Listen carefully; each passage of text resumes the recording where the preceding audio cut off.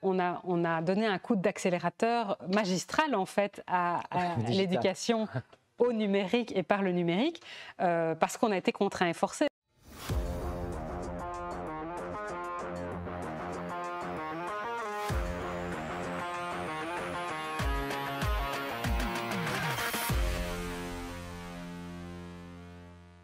On a l'honneur de recevoir la ministre de l'Éducation, Caroline Désir. Caroline Désir, comment ça va? Mais ça va très bien, merci beaucoup pour l'invitation. Merci à toi en tout cas pour ton temps et ton soutien à l'initiative. Pour nous, tu sais que c'est super important que ce soit le côté éducation, mais aussi le côté digital. Et je sais que pour toi, ça a été un gros chantier qui t'est tombé dessus avec le confinement. Tout à fait. Et donc, avant toute chose, j'aimerais savoir un peu, en tant que ministre de l'Éducation, du côté francophone, ici en Belgique, ça représente quoi exactement? Ça représente combien d'écoles, combien d'élèves? Alors, je suis responsable de 2500 écoles 2500 et 900 000 élèves et environ un gros 100 000 profs. Donc, c'est vrai que si on prend la population scolaire plus les enseignants, c'est 1 million de personnes qui sont concernées. 1 million de personnes concernées par ton ministère. Donc, c'est, on peut dire, 10% de la Belgique. Ah oui, tout à fait. C'est vrai que, et du coup, on se rend compte à quel point toutes les décisions qu'on prend en matière d'éducation impactent énormément de monde, énormément de familles. Tout le monde est concerné de près ou de loin par l'école. Donc, c'est vraiment un enjeu de société majeur et on l'a vu évidemment pendant cette crise. C'est incroyable, c'est incroyable. Et normalement, hors Covid, les challenges du ministre de l'Éducation, c'est quoi? Mais en fait, quand je suis arrivée comme ministre de l'Éducation, c'était en septembre 2019, j'avais dans ma feuille de route, donc dans notre accord de gouvernement, de mettre en œuvre le pacte pour un enseignement d'excellence. Le pacte pour un enseignement d'excellence, c'est une énorme réforme de notre système scolaire qui a pour but notamment d'essayer de réduire les inégalités scolaires qui caractérisent très fort notre système scolaire, qui fait qu'on est un peu à la traîne dans les études internationales, du style les fameuses enquêtes PISA. On n'est jamais très bien classé au niveau de l'enseignement francophone et donc on veut à la fois améliorer évidemment la qualité de notre système scolaire pour tout le monde, mais surtout essayer de diminuer l'écart entre les très bons élèves qu'on arrive à former et les élèves qui malheureusement sont complètement en décrochage de notre système scolaire. Ça, c'est vraiment le but de cette réforme. Ça touche à tout le système. En fait, on dit que c'est une réforme systémique parce que c'est 17 chantiers qui doivent être menés de front pour qu'on arrive à faire porter collectivement nos efforts. Et donc, on a envisagé cette réforme sur 15 années pour qu'on puisse vraiment la mener au départ des tout petits de l'enseignement maternel et monter avec la cohorte d'élèves jusqu'à ce qu'ils sortent de ce qu'on appelle le tronc commun à 15 ans. Donc, c'est vraiment une réforme qui est très ambitieuse, qu'on a poursuivie aussi, c'est important de le dire, au-delà des clivages politique, on a décidé de la continuer parce qu'on avait engagé les acteurs de l'enseignement avec nous dans cette réforme, les syndicats, les représentants des écoles, etc., et les représentants des parents. Et donc, on s'est dit, mais on ne va pas, chaque fois qu'on change de coalition dans le gouvernement, on ne va pas chaque fois reprendre tout à zéro, sinon ce n'est pas très respectueux du travail qui a été fait par les prédécesseurs. Comme on a besoin de 15 ans pour mener cette réforme, c'était important de le faire dans la continuité. Mais c'est vrai qu'évidemment, on ne s'attendait pas tellement à ce qu'une pandémie nous tombe dessus comme ça et ça n'a pas facilité les choses du tout, évidemment. J'imagine que déjà 17 chantiers à mener en parallèle. Oui, c'est déjà beaucoup. C'est énorme, c'est énorme. Et donc pour toi, les mauvaises cotations PISA qu'on a, les mauvaises évaluations PISA, c'est dû au gap qu'il y a entre les très bons élèves et ceux qui décrochent? Absolument, c'est la preuve qu'on n'arrive pas à amener en fait suffisamment tous les élèves vers un bon niveau. Il y a trop de différences et c'est ça qui fait qu'on plonge dans les enquêtes PISA. Donc vraiment, on doit travailler là-dessus pour emmener en fait la majorité de nos élèves, ou 100% de nos élèves serait évidemment le mieux, vers le maximum de leurs possibilités. C'est ça qu'on n'arrive pas à faire suffisamment aujourd'hui. On a environ un quart de nos élèves qui sortent de l'école sans avoir les compétences indispensables pour s'insérer normalement comme un citoyen dans la société. Et ça, c'est vraiment évidemment très négatif et c'est contre ça qu'on doit se battre. Qu'est-ce qui est considéré comme compétence indispensable pour s'insérer? Un exemple? C'est évidemment savoir correctement s'exprimer, savoir correctement écrire, pouvoir, je ne sais pas moi, gérer ses affaires, gérer ses biens, postuler pour un emploi. C'est vraiment ça, ce sont toutes les compétences minimales de base. Donc il y a un réel décrochage, mais je veux dire, voilà, très très tôt déjà de l'enseignement. Et est-ce qu'il y a de moins en moins de classes moyennes? Oui, c'est un peu comme ça qu'on pourrait le résumer. Et donc, on doit travailler aussi pour raccrocher tous les élèves le plus tôt dans leur scolarité. Ça veut dire, dès la première primaire, si un élève a des difficultés scolaires, on doit pouvoir l'aider au moment où se pose la difficulté et pas laisser s'accumuler pendant des années ça, parce que ça mène évidemment à l'échec scolaire et puis au décrochage scolaire. Ça, on le sait. Et donc, non seulement on va revoir tous les contenus de ce qu'on apprend à l'école pour que ça colle mieux aux enjeux du 21e siècle. On en parlera certainement beaucoup aussi aujourd'hui, matière par matière. Mais en plus, on va revoir et repenser la manière d'accompagner les enfants et puis les adolescents tout au long de leur scolarité. J'imagine que certains de ces élèves qui décrochent, c'est dû parfois peut-être à des problèmes socio-économiques, mais l'école, qu'est-ce qu'elle peut faire à ce niveau-là? Bien sûr, et malheureusement, c'est aussi ça qu'on voit dans ces enquêtes internationales et puis dans toutes les études qu'on fait sur notre système scolaire, c'est que malheureusement, la réussite est encore beaucoup trop liée à l'origine socio-économique des parents des élèves. Et donc là aussi, on voudrait que l'école puisse de nouveau mieux jouer son rôle d'ascenseur social et que chaque enfant, finalement, ait les mêmes chances de réussite, quel que soit son milieu d'origine. Et ça, c'est un fameux enjeu. Donc voilà, on comprend très bien que, je veux dire, en temps normal, il y a énormément de chantiers, énormément de boulot. C'est un travail titanesque. Et en 2020, on a eu la pandémie et donc le confinement. C'est surtout le confinement et donc le passage au e-learning qui est venu chambouler tous ces chantiers, donc qui n'étaient, je pense, qui n'étaient plus prioritaires vu qu'il y avait d'autres priorités à ce moment-là. Il faut se rendre compte que ce pacte pour un enseignement d'excellence, donc cette énorme réforme, elle mobilise aussi toutes les écoles, toutes les équipes éducatives. Chacun est emmené dans cette réflexion parce que l'enseignement, c'est un gros paquebot et donc pour le faire bouger, il faut essayer de créer de l'adhésion dans les équipes. Et donc toutes les écoles étaient en train de réfléchir à leur plan de pilotage, c'est-à-dire comment elles allaient, rencontrer les fameux objectifs du pacte pour un enseignement d'excellence. Et puis tout d'un coup, la pandémie nous tombe dessus et donc les équipes, elles sont tout à fait mobilisées par d'autres défis, à savoir comment gérer des cas de Covid dans leurs écoles, comment faire pour assurer la continuité d'apprentissage quand des enseignants sont malades, sont absents, etc. Et donc ils n'étaient plus du tout mobilisables autour de ces enjeux-là. Donc on a dû décider avec eux de reporter une série de choses, une série de chantiers, parce qu'à un moment, c'était simplement pas possible de gérer tout de front. Et donc on a dû réorganiser les calendriers en fonction de ça, tout en se disant on doit quand même poursuivre nos objectifs parce qu'une législature, ça n'est que 5 ans. Donc évidemment, si on reportait tout, ce n'était pas non plus envisageable. Donc on a dû plutôt mener les deux de front, mais avec, je dirais, la pandémie qui agit comme un miroir grossissant de toutes les difficultés qui étaient déjà préexistantes. Donc je vous disais, notre système scolaire, il est caractérisé par les inégalités scolaires très fortes. Et finalement, quand on ferme les écoles, quand on rompt la continuité dans les apprentissages, c'est évidemment une catastrophe pour tous les élèves, mais c'est encore plus une catastrophe pour les élèves les plus défavorisés, ceux qui n'ont pas un équipement informatique à la maison, etc. Et donc, ce qui s'est passé pendant la première vague, on va dire, quand on a fermé les écoles et qu'on n'a plus pu retourner à l'école après Pâques, etc. C'est une rupture nette dans les apprentissages avec en plus des équipes pédagogiques qui n'étaient pas équipées, des familles qui n'étaient pas équipées en outils informatiques et donc une improvisation totale au niveau de l'enseignement à distance. Donc forcément, ça n'a pas été optimal. On a fait avec les moyens du bord, les équipes se sont décarcassées pour au moins essayer de garder le contact avec les élèves. Ça, c'était on va dire le minimum en fait qu'on pouvait faire. Et puis, le plus vite possible, on a essayé d'organiser le retour à l'école en fait.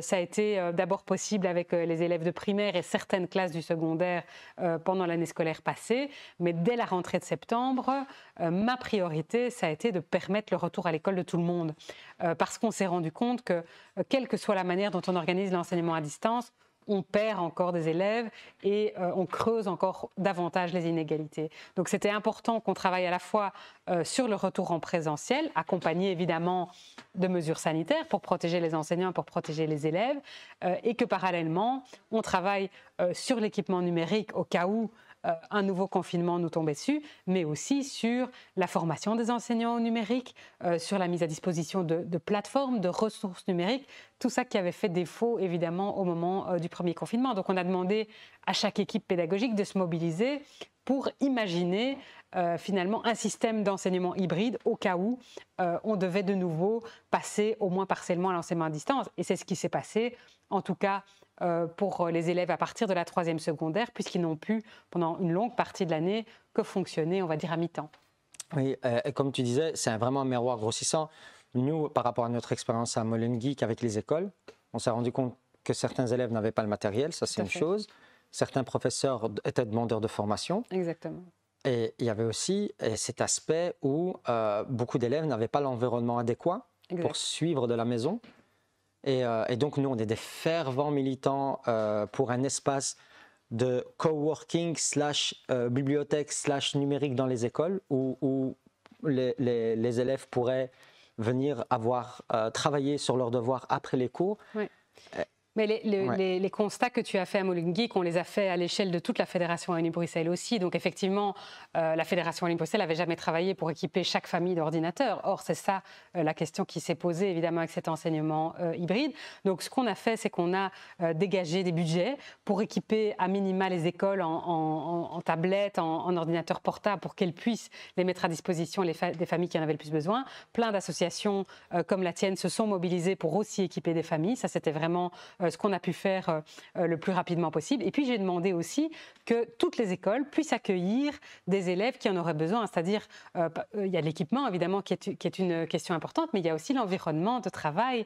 Dans certaines familles, il n'y a simplement pas d'espace de travail, pas d'espace où on peut être au calme. Parfois, il y a des petits frères, des petites sœurs qui sont là. Et donc, j'ai demandé à toutes les écoles que, face à des élèves qui sont en difficulté scolaire ou qui n'ont pas l'environnement de travail adéquat, qu'ils puissent être accueillis au sein des écoles, du local informatique ou de la bibliothèque ou de n'importe quoi d'autre. J'ai aussi, avec la Fédération Wallonie-Bruxelles, fait la liste en fait de tout ce qui existe comme autre espace. Il y a parfois des espaces publics numériques, il y a parfois des bibliothèques, il y a parfois des salles au CPAS ou à la commune où on peut aussi accueillir des élèves qui n'auraient pas l'environnement de travail adéquat. Et donc on a donné la liste commune par commune aux établissements pour qu'ils puissent faire appel à eux si on avait des familles sans solution. Donc c'était vraiment important pour nous parce que l'école est obligatoire et donc c'est à la Fédération Wallonie-Bruxelles d'assurer quelque part les conditions de cette obligation scolaire. On ne peut pas continuer dans des apprentissages si on ne s'assure pas que tous les élèves puissent y avoir accès. Ouais.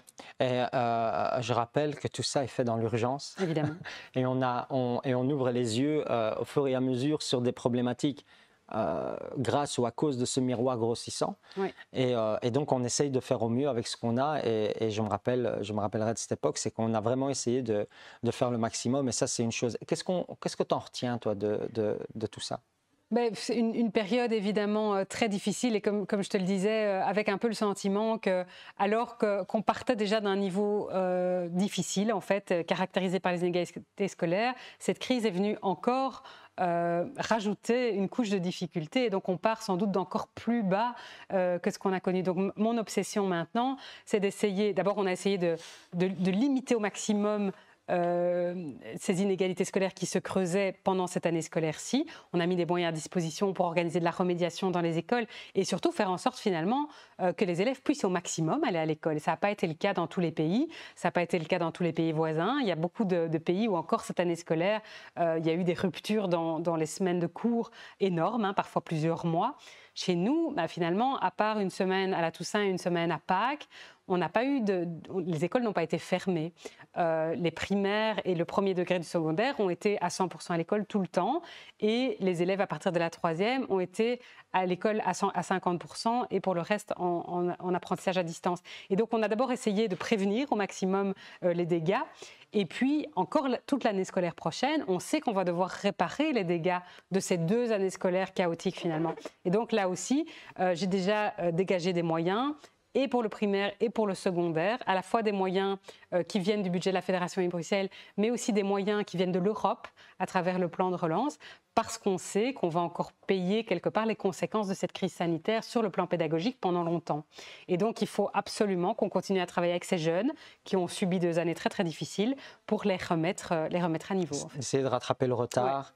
Ouais. Et donc, c'est un défi supplémentaire, en fait. C'est vraiment ça que je retiens. Mais si je veux aussi voir le verre à moitié plein, parce que je crois qu'il faut essayer toujours de rester optimiste, même dans les pires situations, on peut aussi se dire qu'on a eu un gouvernement, y compris au fédéral, des experts sanitaires qui ont été très soutenants dans l'idée que le droit à l'éducation devait être garanti et qu'on devait protéger au maximum les jeunes dans le cadre de cette pandémie. Donc, jusqu'à un certain point, en tout cas, les ministres de l'Éducation étaient fort soutenus dans cette demande. Donc, par rapport à d'autres pays, je crois que même si c'est très difficile, même si ça a été très difficile pour les élèves et pour les enseignants, on est sans doute moins en difficulté que certains autres pays. Moi, ce que je retiens de ce côté, de ce confinement, c'est la revanche que l'ordinateur a pris sur le smartphone. Tout à fait. On s'est rendu compte aussi qu'un smartphone, on ne sait pas tout faire avec. Exact. Et que c'est important d'éduquer nos enfants à utiliser un ordinateur et de la bonne manière avec la bonne... De nouveau, si je veux voir un petit peu le côté positif des choses, on a souligné beaucoup tout ce qui n'allait pas en termes d'équipement, en termes de formation, etc. Mais le positif, c'est qu'on a donné un coup d'accélérateur magistral en fait à l'éducation au numérique et par le numérique, parce qu'on a été contraints et forcés. C'est-à-dire que certains enseignants qui étaient parfois un peu craintifs par rapport au numérique, ils ont été obligés de se jeter dedans.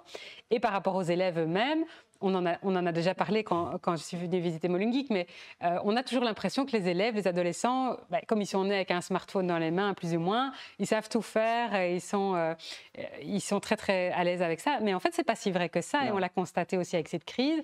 Face à un ordinateur pour travailler, les élèves, ils sont pas si aguerris que ça. Et donc, ils ont aussi dû apprendre en fait sur le tas à utiliser une plateforme d'échange avec leurs enseignants, à travailler sur du traitement de texte, à envoyer un devoir par email. Tout ça, c'est des choses qu'ils ne faisaient pas, en fait. Et donc ça, je crois que ça va rester. Je suis même sûre que ça va rester. On a dû aussi former nos enseignants très rapidement. On a dû les former à l'hybridation. On a une plateforme de ressources numériques qui s'appelle e-class, qui est de plus en plus utilisée et qui, à mon avis, a encore des potentialités de développement énormes, parce que pour l'instant, c'est une plateforme destinée aux enseignants où on dépose en fait des ressources numériques qu'ils peuvent aller chercher en fonction des matières qu'ils donnent.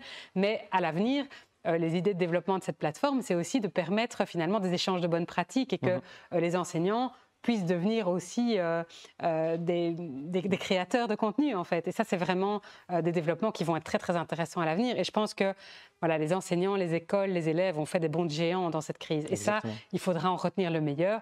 On est tous, sans doute, très pressés de pouvoir surtout revenir à l'école en présentiel, parce que rien remplace la relation en physique, la relation pédagogique qui est absolument nécessaire. Mais on peut aussi prendre le meilleur du cours au numérique, ça c'est clair. C'est clair. Est-ce que je m'avance trop si je dis qu'on a sûrement gagné 5 ans avec Certainement, oui, certainement. Et on a sans doute aussi réorienté notre stratégie numérique. Il y avait une stratégie numérique qui était prévue dans le cadre du pacte, mais voilà, on va tirer certainement les côtés positifs de cette crise aussi et réorienter notre stratégie à ce niveau-là. Mais on a gagné du temps, ça c'est certain. C'est clair. Je sais qu'on arrive, on a une période là actuellement où on s'est rendu compte que le 100% e-learning, ça ne convenait pas. Oui. Et on arrive à un certain, je veux dire, épuisement du corps professoral, mais aussi des élèves qui veulent retourner à l'école.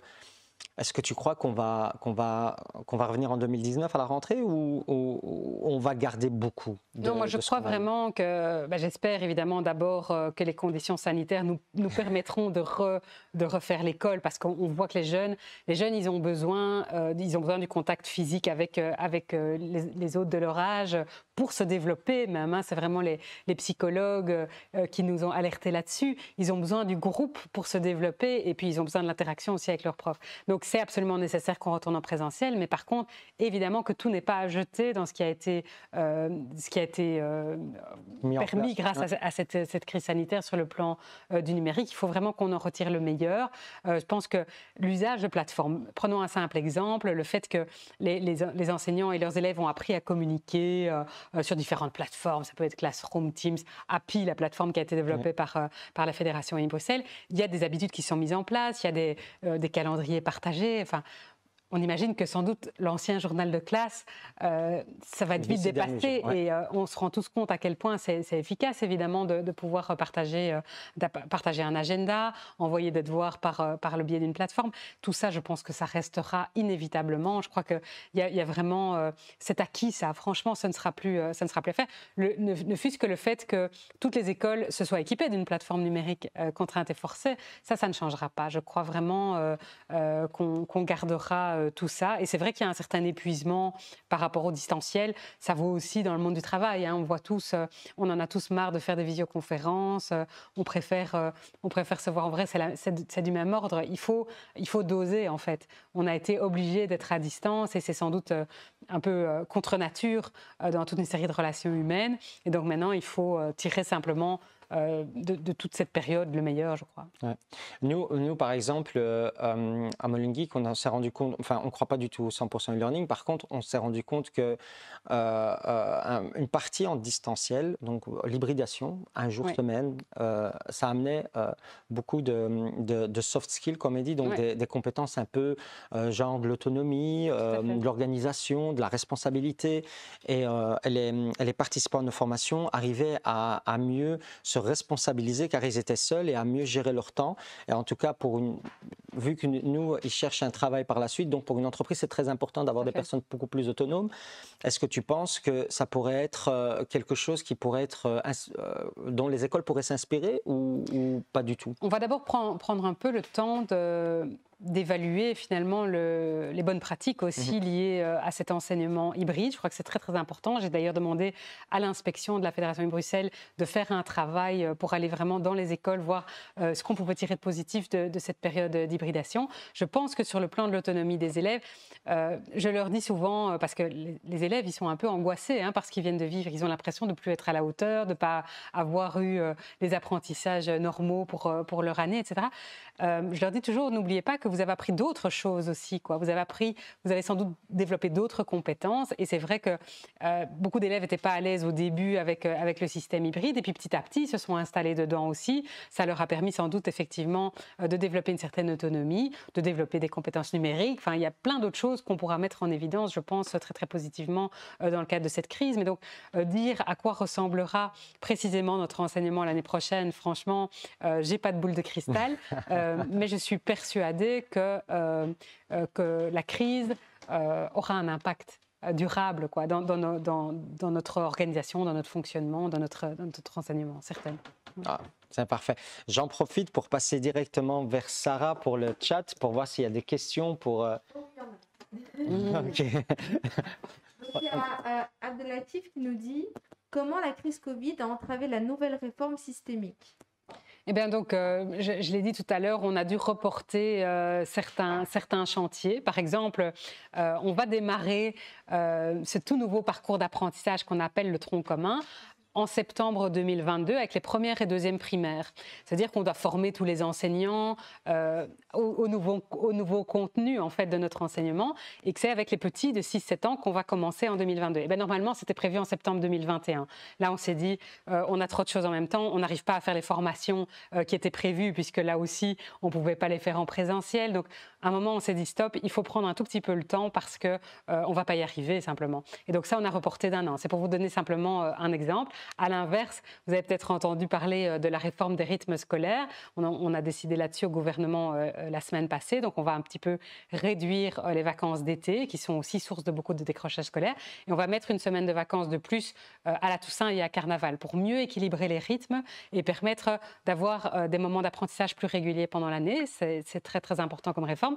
Mais ça, pour le coup, la crise a un petit peu accéléré la réflexion parce que on a été contraints et forcés, vous vous en souvenez, à la Toussaint d'avoir 2 semaines de congé cette année et on a vu en fait les effets très très bénéfiques sur le plan de la santé parce qu'au bout de 2 semaines, non seulement les chiffres du Covid avaient diminué, mais surtout on a vu que en novembre, décembre et janvier, les chiffres de l'absentéisme des profs et des élèves ont drastiquement diminué.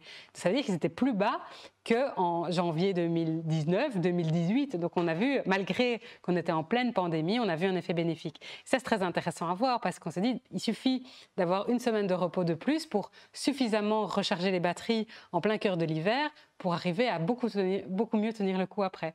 Et donc voilà, c'est pour vous donner un bête exemple, mais cette réforme-là, elle a plutôt été accélérée par la crise. Okay. Est-ce que parfois le décrochage scolaire n'est pas dû au fait que l'école est décalée par rapport à la vie réelle? Absolument, je crois que c'est une vérité.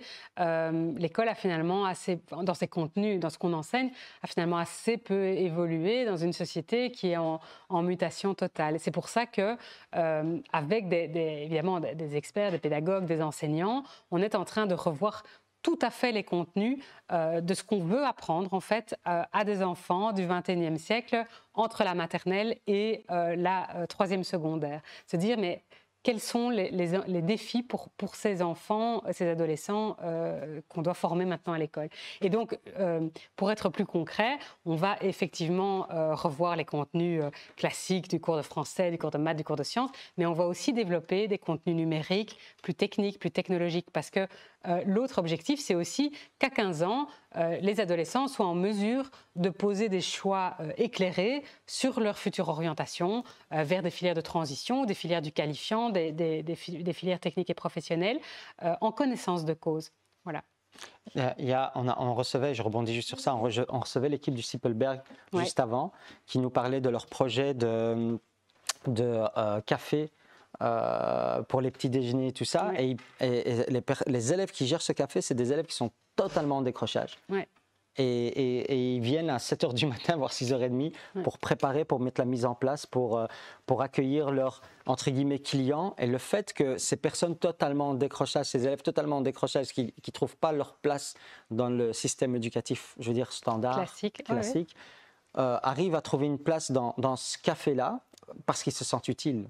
Exact. Et je pense que c'est le mot. Et en plus, ils sont mis en projet. Et je crois que c'est extrêmement important, surtout quand on est en décrochage, de pouvoir de nouveau être un acteur, en fait. De ne pas subir le système scolaire, mais de nouveau être un acteur, d'être actif. Et typiquement, dans ce genre de projet, les élèves sont des acteurs. Parce que s'ils ne se bougent pas, il ne se passe rien. Donc c'est vraiment très, très important, ce genre de projet. Oui, exactement. On nous demande ici dans le chat sur YouTube, est-ce que le modèle finlandais vous a inspiré quelques axes de réforme? Oui, tout à fait. Alors moi, je ne suis jamais allée en Finlande, mais la Finlande est vraiment présentée comme le système éducatif rêvé. En fait, ils sont tout en haut justement de ces fameux classements PISA. Et je sais que tous mes prédécesseurs sont allés en Finlande visiter avant d'avoir les premiers accords sur le pacte pour l'enseignement d'excellence. Donc oui, bien sûr, on a été voir ce qui se passait ailleurs. On nous demande... Est-ce que la nouvelle réforme a pris en compte d'intégrer l'éducation aux droits de l'homme comme elle a été élaborée avec le Conseil de l'Europe? Oui, ben ça c'est effectivement des enjeux très très importants et qu'on suit bien sûr. Oui, les droits de l'homme c'est fondamental. Moi je suis totalement décroché de questions. C'est pas mon voilà, c'est pas là où je gère. Il y en a encore. L'enseignement, ça pose toujours beaucoup de questions. C'est assez large. Écoute. Ouais, je pense qu'elles sont peut-être un peu trop complexes. Trop techniques. Ouais, voilà, moi je préfère rester accessible et. Le fond du message. Peut-être une dernière. Y a-t-il en préparation des études spécialisées en sciences de l'éducation en digital learning, la Fédération wallonie-bruxelles?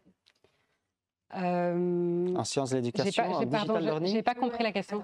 Y a-t-il en préparation des études spécialisées en sciences de l'éducation en digital, comme si ouais, en fait, ça c'est une question qui relève de l'enseignement supérieur et pas de mes attributions, parce que c'est une autre ministre qui gère l'enseignement supérieur, donc les sciences de l'éducation, ça dépend d'elle. Ouais. Qu'on va recevoir aussi, je pense, demain ou après-demain. Exactement. Mercredi matin. Et voilà, exactement. Et pour rebondir sur cette question, on travaille nous beaucoup avec l'Athéna Royal Discipleberg. Oui. On essaye de développer un programme et je le dis souvent, moi mon rêve absolu, ce serait qu'en 6e secondaire, peu importe ce qu'on veut faire, peu importe si on veut devenir médecin, architecte ou avocat, qu'on ait des bases en codage, en algorithmie, Oui. qu'on comprenne un peu c'est quoi une base de données, qu'on comprenne pourquoi les fils d'actualité des réseaux sociaux, c'est ces postes-là qu'on nous propose, qu'on ait des solides bases en tout ce qui est safety, donc sécurité sur Internet, Tout à comment fait. Donc, réagir tout ça est prévu. en cyberharcèlement et des Donc, choses. dans ce fameux Ouais. nouveau tronc commun, je vous expliquais tout à l'heure qu'on redéfinit discipline par discipline ce qu'on veut apprendre aux élèves et tout ça va être intégré effectivement parce que c'est ce qui fait complètement défaut dans notre Exactement. système scolaire aujourd'hui, à part évidemment certaines écoles, certaines équipes pédagogiques qui prennent les devants sur ces matières, mais ça n'est pas dans le programme commun et c'est absolument indispensable aujourd'hui. Exactement. Et je te parlais aussi de la dernière fois de l'histoire des technologies pour que Ouais.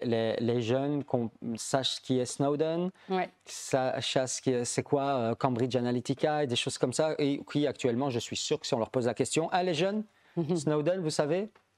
Bien sûr, l'affaire Snowden. Ah ben voilà, vous ouais. êtes bien dans la tech, vous savez. Oui, c'est ça. Vous êtes dans la tech. Une dernière question. Je sais que tu m'as dit qu'il te fallait une boule de cristal pour savoir à quoi ressemblerait l'éducation en septembre. Mais je pense que tu peux nous dire dans 5 ans comment tu verrais, toi, le système éducatif dans 5 ans. Je voudrais vraiment, en tout cas, c'est pour ça que je me bats depuis que je suis ministre de l'enseignement, je voudrais vraiment un enseignement plus égalitaire, un enseignement de qualité et qui amène essentiellement nos jeunes à pouvoir s'épanouir dans la vie. C'est vraiment ça, c'est à ça que doit servir l'éducation. Et donc, malheureusement, si on n'arme pas suffisamment nos jeunes pour qu'ils trouvent leur place dans la société, on échoue dans ce défi-là. Donc, moi, je voudrais vraiment pouvoir faire changer les choses positivement dans ce sens-là et que chaque jeune puisse trouver sa place dans notre société. Ouais. On en parlait ce matin avec un de nos interlocuteurs. On parlait de l'école, ça sert à former, mais aussi à épanouir les gens, Ouais. à informer et à éduquer. Oui. Donc, il faut essayer de garder tous ces... je veux dire, il faut que ce soit juste, au fait. Oui, Il faut tout qu'il y à ait un fait. équilibre entre Et tout ça. c'est merveilleusement bien écrit dans ce qu'on appelle le décret mission. C'est le décret qui définit les missions de l'école, qui a été voté en 1997 et qui définit ça superbement, quoi, que l'école, l'éducation, c'est pas juste des savoirs qu'on diffuse de manière verticale, c'est comment faire en sorte que ces jeunes s'émancipent. Et vraiment, si ce décret était respecté parfaitement à la lettre, on serait dans le meilleur des mondes. Et malheureusement, c'est pas encore le cas. Donc vraiment, je voudrais qu'on avance dans cette direction. Je te remercie énormément, Caroline, Merci pour ton pour temps, l'invitation. pour le fait que tu sois déplacée ici, que tu nous aies donné du temps et tes réponses. Et je remercie le public de nous avoir suivis. On se rejoint juste après avec d'autres experts qui vont nous parler d'éducation digitale. Donc, je vous remercie encore de nous avoir suivis. On se rejoint après. Merci, bye.